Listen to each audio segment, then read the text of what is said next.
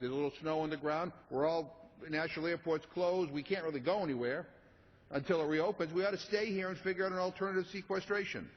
Mr. Speaker, at this time I'd like to yield 2 minutes to the gentleman from Vermont, Mr. Welch. The gentleman from Vermont is recognized for 2 minutes. I thank the gentleman. Mr. Speaker, this is not a perfect bill. This is a disgraceful bill, and this process is not on the level. Yesterday, Wall Street celebrated its highest close in history, and today it's going higher. And you know what? A few years ago, they came here, hat in hand, insisting on a bailout. They got a bailout, and it was paid for by Main Street, who didn't cause the problem but suffered the consequences, and it was paid for by the middle class, who didn't cause the problem but suffered the consequences.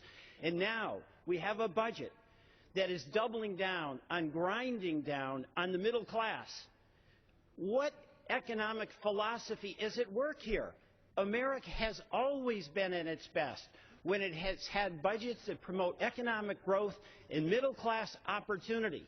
This budget has adopted a notion that austerity is a goal in and of itself.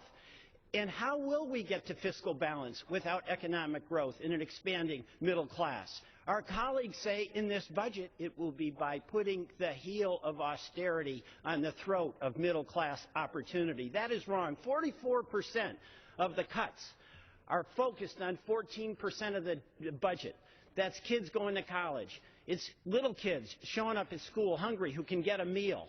It's TSA workers who are going to get furloughed and who pay their bills month to month. This is disgraceful. And it is also a repudiation of what has made America great, a confidence that we are all in it together. And if we have a budget where we share the pain and we share the opportunity, we'll be the better for it.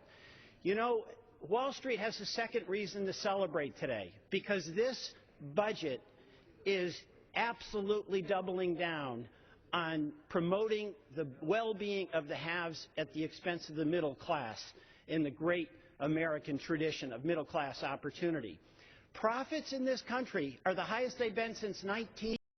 Wages are the lowest they've been since 1966.